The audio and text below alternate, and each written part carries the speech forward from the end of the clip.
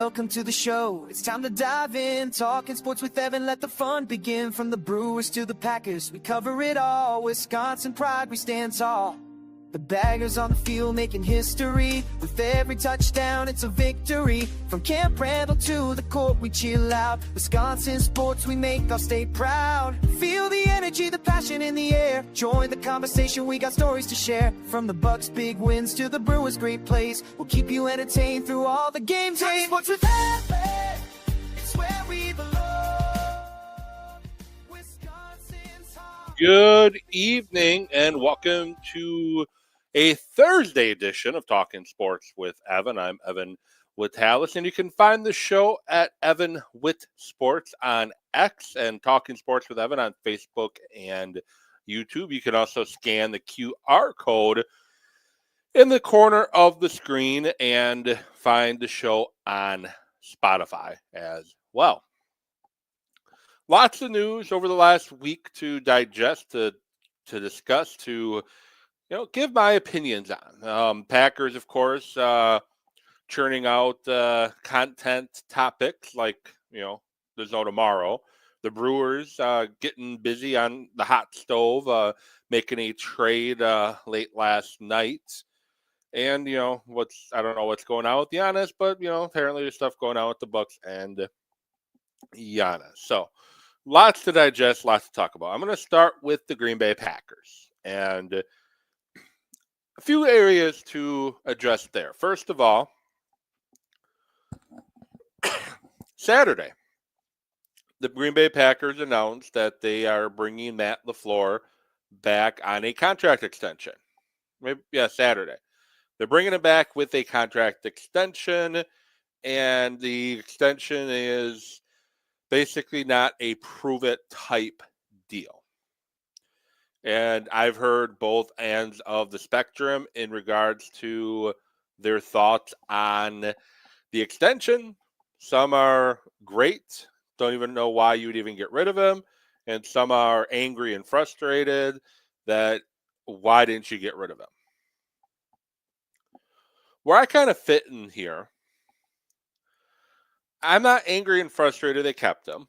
But I'm also not jumping up and I'm also not angry and mad that they gave him. I'm not angry and mad either direction that they didn't get rid of him, or I'm not super happy they gave him an extension. I'm kind of neither. And I know when you are sports talk, you're supposed to have hot takes and take one strong stance over the other.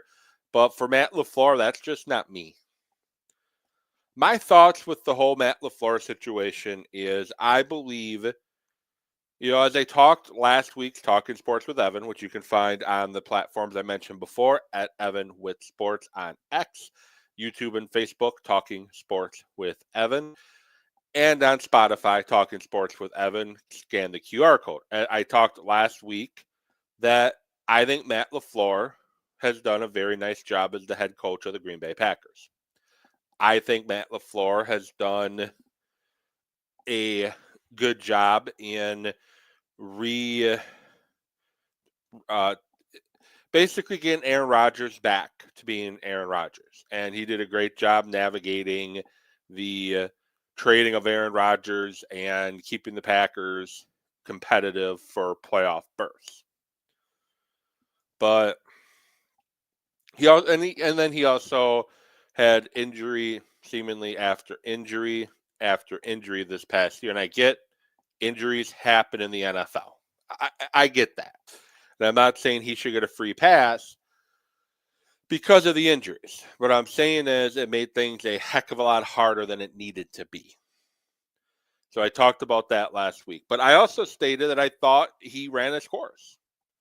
I thought Matt LaFleur, he's been here 7 years, and I think we've reached the peak that we're going to reach under head coach Matt LaFleur. I also think we've reached the peak we're going to with general manager Brian Gutekunst as well.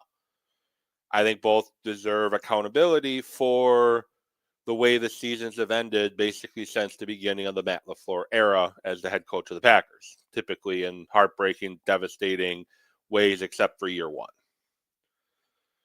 So, again, I thought it was time to move on from him.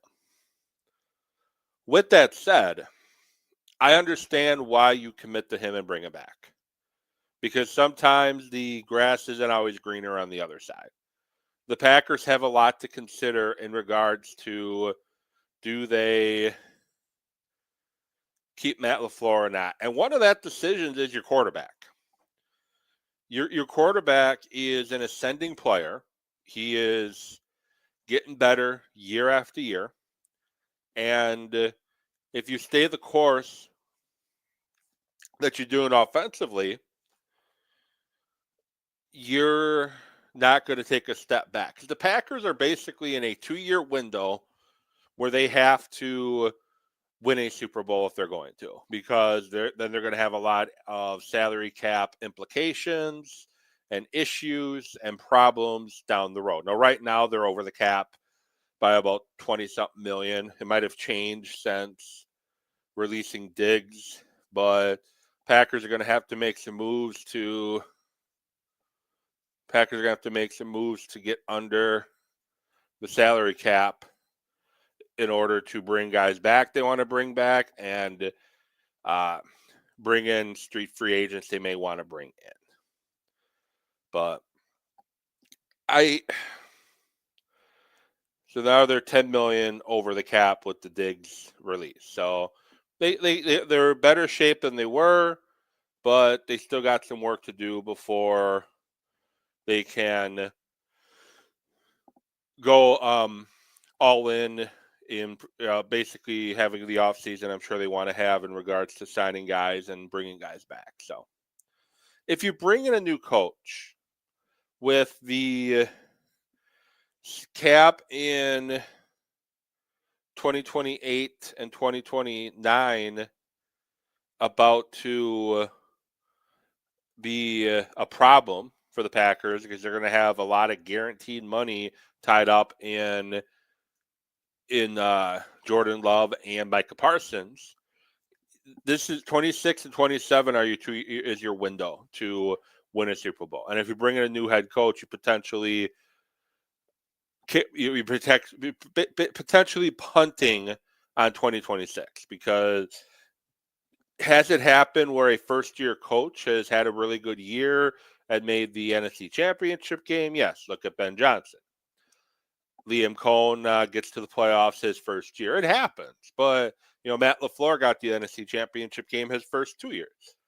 But it's very difficult, and you're going to have a brand new offense for a quarterback who just mastered what the Packers currently do. So I understand the comfort in bringing Matt LaFleur back. But I wish and hope that there's some changes coming to the staff. And I know the defensive coordinator is changing, and I'll get to that momentarily. But I hope there's some changes done with the staff. I think Matt LaFleur needs to re-examine his coaching staff, re-examine how he hires assistant coaches, and look to bring in guys that are teachers, that are experienced, that are proven in the National Football League. I think you need to bring in a new offensive coordinator to help Matt LaFleur with the game plan and potentially call plays if that's something Matt LaFleur wants to get away from, which I doubt he does. With the red zone schemes, with the adjustments, you got to bring an offensive coordinator that you trust and you believe in. It's not just whatever it is Adam Stenovich does. Got to bring in a new offensive line coach. And maybe it's just convincing Stenovich that, hey, maybe you should go back to focusing on the offensive line. You can be the assistant head coach, offensive line coach, whatever title you want to give. It doesn't really matter. But you need to do something with the offensive line, because the offensive line, since Stenovich has become the offensive coordinator, has gotten worse and worse and worse pretty much every year. So you need a different offensive line coach. And I think you need a new wide receivers coach. You have Matthew Golden, who was very slow to gain the trust and get the confidence running NFL routes. You have Christian Watson, going into the last year of his contract, likely going to be renegotiated. You have Jaden Reed, and then you have Williams. And I don't really know. There's not the wide receivers for the Packers, production-wise, have pretty much been the same for the last couple years. Now, Christian Watson is a 1,000-plus yard wide receiver waiting to happen. Once he's able to play 17 games, he's going to have well over 1,000 yards. But I don't like just how slow and non-existent developing wide receivers have been during the Matt LaFleur era. Matt LaFleur inherited Devontae Adams. The Packers have swung time after time at the wide receiver position, but nobody has really taken that next step. Watson has, again, when he's healthy, definitely has shown that potential to. But I put that on the wide receiver coach. And you have a wide receiver coach who doesn't have a lot of experience coaching wide receivers in the NFL. He was an assistant offensive line coach before being promoted to wide receivers coach. I know he did it in college, but he doesn't have a lot of NFL experience coaching wide receivers. And I think that's a position that when you are investing draft capital and like they have, especially later round picks. Now, obviously, Golden was a first round pick, but when you are investing draft capital in that position, same with the offensive line, like they are, guys have to develop, guys that you need to hit on, especially now since Packers don't have first round picks for the next 2 years after the Micah Parsons trade. And that's a trade I would do all over again, no questions asked. But I think you could do better at the wide receivers coach position. In fact, I think you should just hire all new coaches on the offense, aside from quarterbacks coach, tight ends coach, and running backs coach. Keep them there. Other positions, let's bring in some fresh ideas. Let's bring in some fresh eyes. Let's bring in some fresh bodies to hopefully help this offense get to where it was year 2 and year 3 with Matt LaFleur. And I know Aaron Rodgers is a big piece of that, but you also had Nathaniel Hackett as your offensive coordinator in year 2, in year 1 and year 2, and the Packers' red zone offense was very good then. And they haven't quite been the same since Nathaniel Hackett left. So I'm kind of indifferent on the extension. I wish they would have moved on. I think it was time to move on, but I understand the reasoning for not wanting to move on yet from Matt LaFleur. And here's the thing. Just because they signed Matt LaFleur to an extension doesn't mean they can't move on from him if things go south. Because they definitely could still move on from him if things go south. They definitely can. If they hit rock bottom this season or next, and things don't progress how we want it to, again, they can definitely decide to move on and start over at head coach once again if they choose to. Now, the Packers do need a new defensive coordinator, as I mentioned, and they're in the process currently of getting the coordinator spot figured out. A lot of interviews happening, a lot of rumors flying around, a lot of names thrown around as potential guys. And I'm kind of going to give you my thought on who I think would be a good fit for the Green Bay Packers spot. First of all, Christian Parker, that was one of my guys I would have liked. Not my top choice, but I would have liked him. He's now going to Dallas. But other names thrown around for the Packers. Former Arizona Cardinals head coach and Philadelphia Eagles defensive coordinator Jonathan Gannon had a couple pretty good defenses in Philly, not so much in Arizona. I mentioned Christian Parker is off the list already. Former Wisconsin Badger defensive coordinator and interim head coach Jim Leonhard, who is currently in Denver. The Packers can't talk to him until Monday at the earliest. Jim Leonhard's the assistant head coach and passing game coordinator in Denver, a Denver defense that is quite good.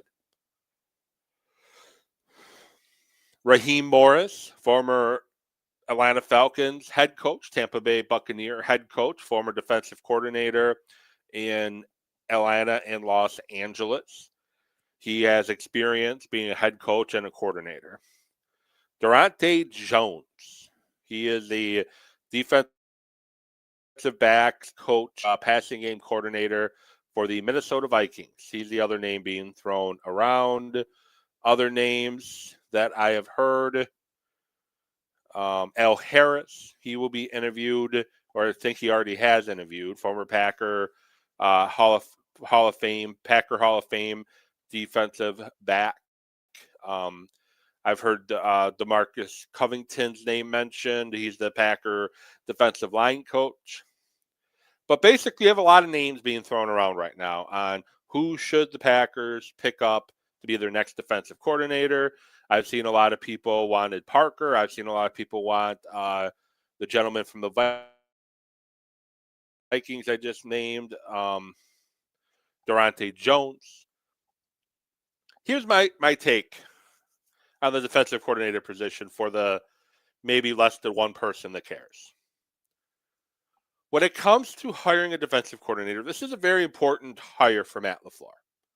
He was forced to inherit Mike Patton. He made the mistake of hiring Joe Barry, kept Patton for too long and made the mistake of hiring Joe Barry, and then, for the most part, hit a home run with Hafley, who is now the head football coach of the Miami Dolphins. When I'm looking at who I want as the next defensive coordinator for the Green Bay Packers, obviously Al Harris would be a great story. Durante Jones is coming from that Brian Flores scheme that Matt LaFleur doesn't like playing against. But I think the Packers need to hire somebody who's been a defensive coordinator before. I think the Packers are at the point that they need to hire somebody that has done the job before. There's two people who I want them to hire to be their defensive coordinator. Two people. One is a name we know from a couple years ago when they ended up hiring Joe Barry, and the other one is somebody that Matt LaFleur considers a close personal friend. I think the two targets have to be Raheem Morris or Jim Leonard. The problem is when you hire a Christian Parker who's now in Dallas, or a Jones, or an Al Harris, they don't have any experience ever running a defense. They don't have experience play calling. They don't have experience game planning a defense. They don't have experience of running a defense. And I think the Packers are at the point where they need somebody with experience running a defense. I think that is truly what they need. Raheem Morris is a former NFL head coach. He's a former NFL defensive coordinator. He has coached multiple positions. He's experienced. He commands respect out of the locker room. And he's done pretty well as a defensive coordinator in LA with the Rams before becoming the head coach of Atlanta, where he was fired after 2 years. And their pass rush was pretty damn good last year. I think Raheem Morris knows how to get the most out of his talent, and I think that's something that the Packers need as well at this point. And then Jim Leonard, I know he doesn't have NFL experience calling a defense, but he's done it in college, and he did it at a very high level in college, and the Badgers defense were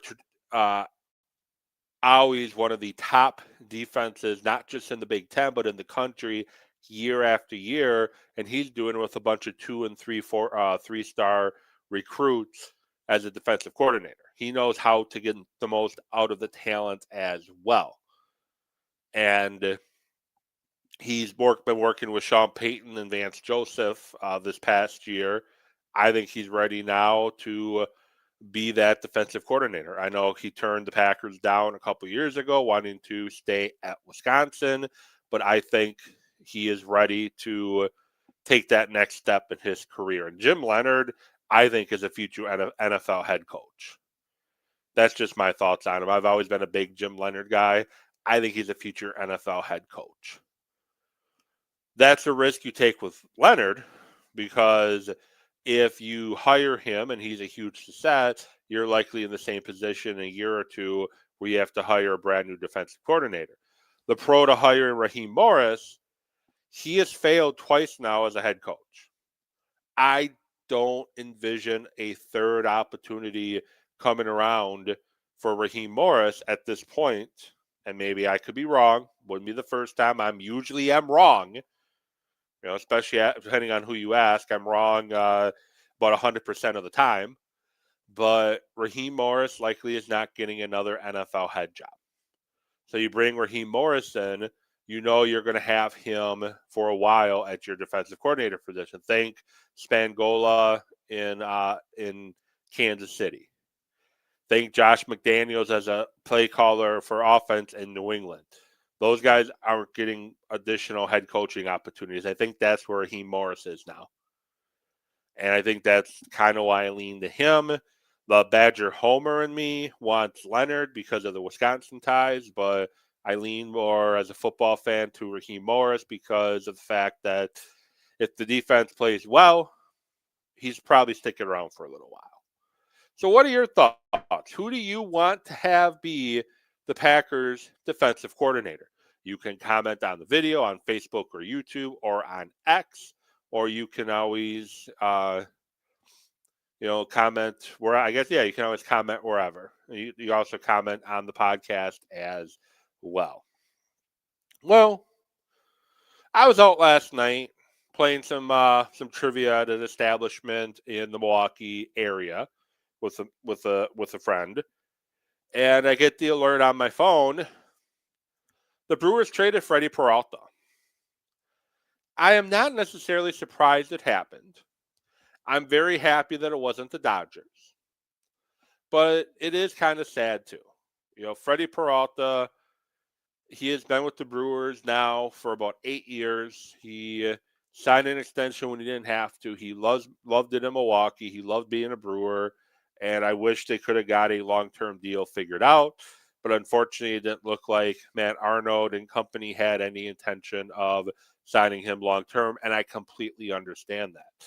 Because, yes, he had a very good year this year, winning 16 or 17 games, having an ERA at about 2.7.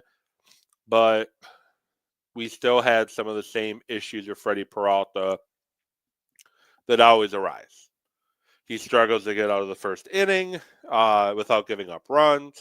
He struggles to go deeper than 5 innings in the game. Yes, he's on paper an ace, but he's really not. He's not your traditional ace, but he was the Brewers' ace. He just wasn't a traditional ace. And he's getting older. He has a lot of wear and tear on the arm. It's one of these things, sell now and get some additional prospects in. They had 2 guys come in from the Mets, a Brandon Sproat, a pitcher, and a Jet Williams, a infielder, outfielder, a guy with some nice pop in his bat, and he's a guy that continuously gets on base. And kind of, traditional guys the Brewers like. And I'm not too upset either about Freddy Peralta because, like I said, I knew it was going to happen. The writing was on the wall. And my brother said it best yesterday, this is just what the Brewers do. In reality, traditionally, it ends up working in the Brewers' favor. I know DL Hall had some injuries, but he seems serviceable at times when he's healthy. Joey Ortiz is a very good defensive shortstop, and he had a pretty good offensive year his first year in Milwaukee. Caleb Durbin played extremely well last year at third base. Probably long-term more of a utility infielder, but he did a pretty good job at the hot corner last year. So the Hader trade got them William Contreras. So at the end of the day, the Brewers worked out for the better for those 3 consecutive trades of Hader, Corbin Burns, and Devin Williams. So I am going to give it some time to see what transpires, but the Brewers got 2 of the top prospects in the Mets system. The Brewers now have, I believe, the top farm system in all of Major League Baseball, and they are building a farm system that when guys are ready to come to the big league level, they're going to be very young and very good and have guys under control. But the thing is, too, when you invest so heavily in your farm system, if you have a guy, if you feel you're a guy or two away from truly competing with the Dodgers or the Cubs, I know the Cubs made some nice moves this offseason. If you think you're a guy or two away from playing in the Fall Classic, having all these prospects can help you pull a potential CC Sabathia trade because you have the assets to go get that type of player, which I don't even know if there's that type of player in baseball right now anyway. That wouldn't cost a lot of money, but it is what it is.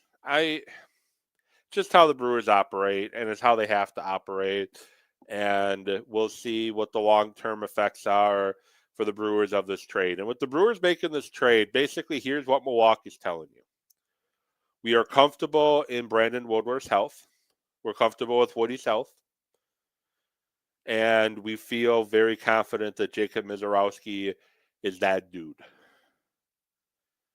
Because if you don't feel Woody's healthy, and you don't feel that, Woody's healthy, and you don't feel that Jacob Misiorowski is that dude, you're not making this trade. You're making this trade confidently knowing that Woody's back to being Woody. Misiorowski's ready. Priester's not just a one-year wonder. Chad Patrick's ready to take the next step.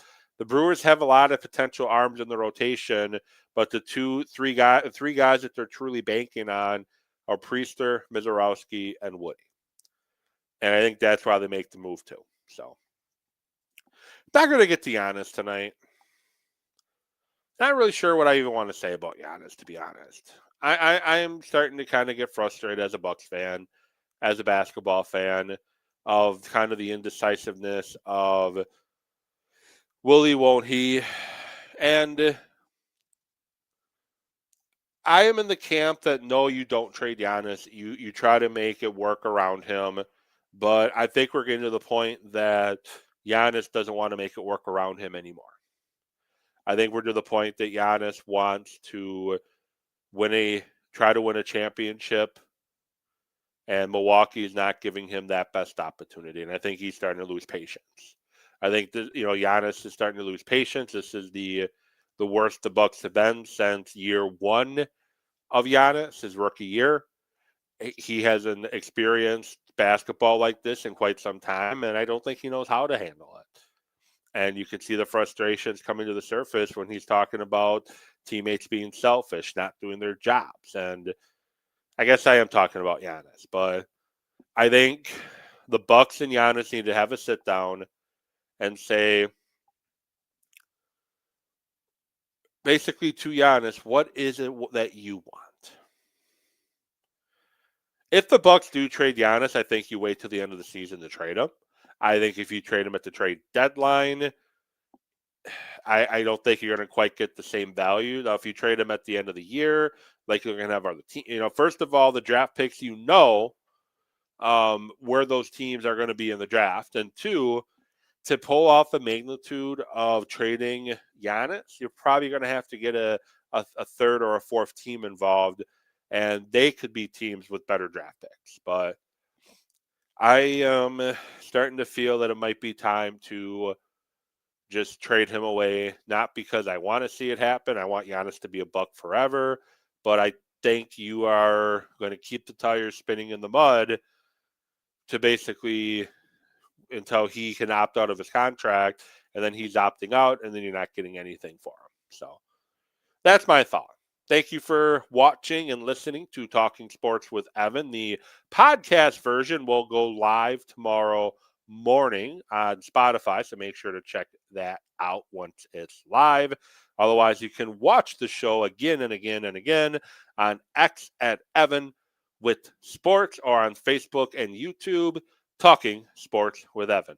I'll be back with you next week to talk more sports. Have a great rest of your night, everybody. And if you're in the upper Midwest like I am, stay warm. If you're in the middle states, stay safe. And if you're in the South, be careful with the ice.